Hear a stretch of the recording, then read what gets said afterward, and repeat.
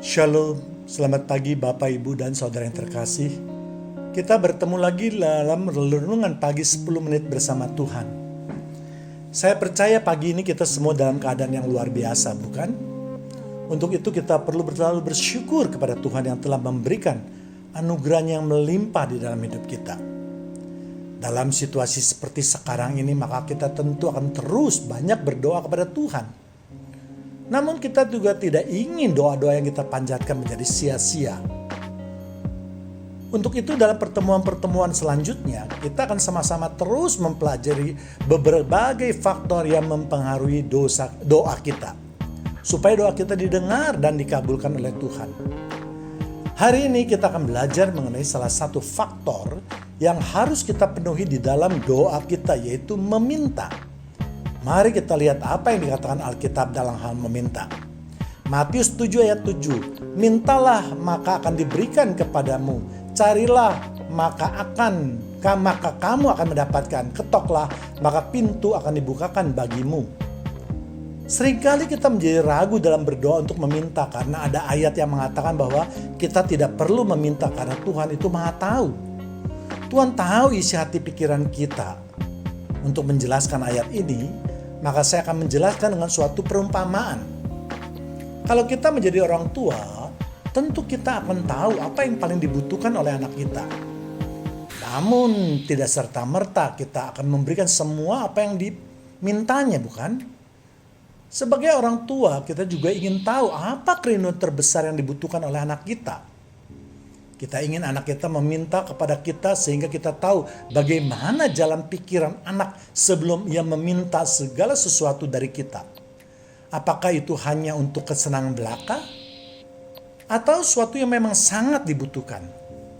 Dengan demikian kita sebagai orang tua telah mengajarkan kepada anak untuk memberikan prioritas apa yang dibutuhkannya. Karena tidak mungkin sekali lagi kita akan mengabulkan semua permintaannya. Itu sama sekali tidak mendidik. Itu akan mengakibatkan si anak akan kurang menghargai semua pemberian orang tuanya. Si anak merasa tidak berjuang untuk mendapatkan sesuatu dan akhirnya kurang menghargai pemberian maupun pemberi daripada hadiah tersebut. Hal ini dapat kita lihat dari perilaku si anak. Jika si anak mendapatkannya dengan mudah, maka dia kurang menghargai pemberian tersebut. Misalnya ketika dia meminta mainan, lalu sebagai orang tua kita langsung memberikannya, maka dapat dipastikan mainan tersebut tidak akan bertahan lama untuk terus dimainkan. Si anak akan cepat bosan, lalu dia akan meminta mainan baru yang lain. Lain halnya kalau si anak meminta, namun sebagai orang tua kita tidak langsung mengabulkannya, sehingga itu akan menjadi kerinduan yang besar untuk si anak. Kalau pada suatu ketika kita memberikannya, maka mainan itu akan dipelihara, akan dihargai, bahkan mungkin akan menjadi kebanggaannya. Bahkan ada juga orang tua yang mengisyaratkan sesuatu sebelum memberikan mainan tersebut. Misalnya si anak harus melakukan kewajibannya, menghormati dan menurut perkataan orang tuanya. Jadi ada semacam pendidikan yang harus diberikan kepada si anak sebelum orang tuanya mengabulkan permintaan si anak. Di samping itu, si anak akan sangat berterima kasih dan terus berharap kepada orang tuanya agar di kemudian hari akan mendapat mainan yang baru lagi. Sama seperti Bapa yang ada di surga. Tuhan Maha tahu, tetapi Tuhan juga ingin mendidik kita untuk memberikan prioritas apa yang paling kita butuhkan. Dari sekian banyak kebutuhan kita, tentu ada yang paling penting. Untuk itu kita harus memberikan prioritas atau belajar mana yang paling penting atau yang paling diutamakan. Inilah yang ingin Tuhan ajarkan kepada kita. Kemudian jika Tuhan mengabulkannya, maka kita akan terus menaruh harapan kita kepada Tuhan. Kita akan tunduk pada perintahnya, sama seperti seorang anak yang tunduk kepada perintah orang tuanya, yang ingin menyenangkan hari orang tuanya. Dengan harapan nanti ada permohonan, maka kemungkinan besar akan dikabulkan. Kita pun harus menyenangkan hati Tuhan supaya permohonan kita mendapat perkenanannya. Namun banyak umat Kristiani menganggap bahwa setelah doa kita dikabulkan, ya tinggal mengucapkan syukur saja. Itu memang baik, tetapi jauh dari cukup. Sama seperti seorang anak yang mengucapkan terima kasih kepada orang tuanya ketika menerima sesuatu. Tentu sebagai orang tuanya kita berharap ia akan melakukan sesuatu yang lain, bukan? Misalnya kalau anak masih sekolah, maka dia harus belajar dengan baik. Menghormati guru, menghormati teman-teman sekolahnya, dan lain-lain. Yang jelas pokoknya adalah menuntun anak untuk berkelakuan baik. Jadi sama seperti yang Tuhan kehendaki. Ketika doa kita dikabulkan, lalu kita bersyukur, itu memang sesuatu keharusan. Tetapi bagaimana kemudian dengan perilaku kita? Apakah kita tetap hidup menurut kehendak kita, atau kita ingin mengubah kehidupan kita seturut kehendak Tuhan? Tuhan mengatakan ada 3 tahap yang bisa kita lakukan dalam berdoa atau dalam memohon. Yang pertama yaitu mintalah, maka akan diberikan kepadamu. Artinya kita harus berdoa untuk menyatakan kerinduan kita yang paling mendalam. Tuhan ingin melihat bagaimana kita bisa memberi prioritas di dalam hidup kita. Dengan meminta, maka berarti kita menghargai dan bergantung penuh kepada Tuhan. Percaya, Tuhan pasti mampu mengabulkan permohonan kita. Dengan meminta itu juga suatu pernyataan iman kita kepada Tuhan. Kita percaya bahwa Tuhan yang kita sembah itu adalah Tuhan yang hidup, Tuhan yang mendengar, Tuhan yang berkuasa. Sehingga ketika kita meminta, maka kita juga yakin pasti akan menerimanya. Namun sekali lagi ada hal lain yang harus kita perhatikan, yaitu penghalang doa-doa lainnya. Yang kedua yaitu carilah maka kamu akan mendapat. Manusia dalam usahanya untuk mendapatkan sesuatu tidak cukup hanya meminta atau berdoa saja. Tuhan mengatakan harus ada usaha yang lebih keras jika doa kita itu belum dijawab. Dari kata meminta diubah menjadi kata carilah. Jadi carilah itu adalah usaha yang lebih keras daripada meminta. Artinya kita harus melakukan sesuatu untuk mendapatkan apa yang kita minta. Di samping berdoa, maka kita juga harus berusaha, harus bekerja, harus membuka toko, harus mencari rezeki, dan lain-lain.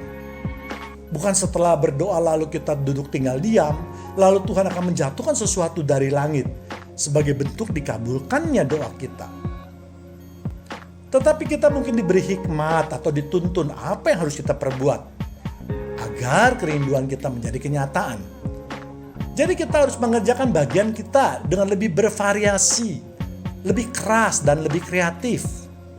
Pergunakan segala kemampuan yang ada pada kita.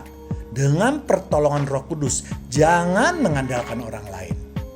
Dan jika kita sudah mengerahkan semuanya itu, maka janji Tuhan pasti kita terima. Yang ketiga ialah ketoklah maka pintu akan dibukakan bagimu. Usaha yang ketiga ini adalah ketuklah maka pintu akan dibukakan bagimu. Artinya setelah 2 langkah yang kita lakukan, sekarang kita tinggal menunggu janji Tuhan atau perkenanan Tuhan. Kita telah berusaha keras untuk mendapatkan kerinduan kita. Namun apakah itu akan menjadi kenyataan? Sekarang Tuhanlah yang menentukannya. Kita boleh mengetuk pintu rumah seseorang berapa kali pun. Tetapi apakah pintu akan dibukakan? Itu tergantung dari si pemilik rumah. Tentu sebelum pemilik rumah membukakan pintu, si pemilik rumah akan bertanya siapa yang mengetuk pintu. Kalau si pemilik rumah mengenal suara atau nama orang yang mengetuk pintu, maka pintu akan dibukakan. Kalau si pemilik rumah tidak mengenal, maka pintu tidak pernah akan dibukakan. Jadi kalau kita ingin mengetuk hati Tuhan, maka yang menjadi pertanyaan, apakah kita sudah mengenal, apakah Tuhan sudah mengenal kita?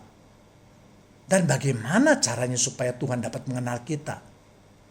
Tidak cukup kalau kita hanya mengenal Tuhan saja. Tetapi yang lebih penting adalah Tuhan harus mengenal kita. Supaya pintu yang kita ketuk dibukakan. Supaya Tuhan mengenal kita. Tentu kita harus melakukan perbuatan-perbuatan yang dapat menarik perhatian Tuhan. Tidak cukup dengan perbuatan yang biasa. Tetapi harus dengan perbuatan yang luar biasa. Artinya orang lain tidak mampu melakukannya. Kita harus mampu melakukannya. Di dalam Alkitab dapat kita lihat cerita pada orang buta yang berteriak kepada Yesus untuk menarik perhatian Yesus. Misalnya yaitu di Lukas 18:38. Lalu ia berseru, Yesus anak Daud, kasihanilah aku. Banyak orang buta yang tidak berusaha melakukan sesuatu karena mereka menganggap dengan penderitaannya mereka tidak bisa banyak melakukan sesuatu.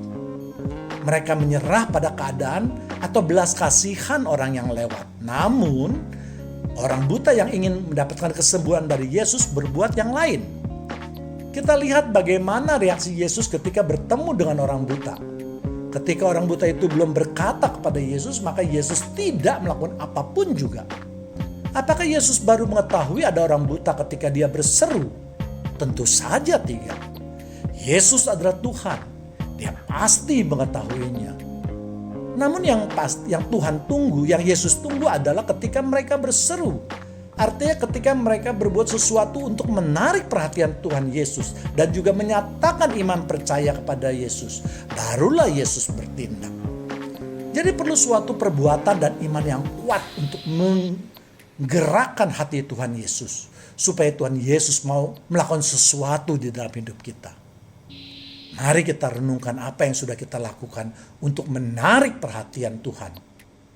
Tuhan Yesus memberkati kita semua. Amin.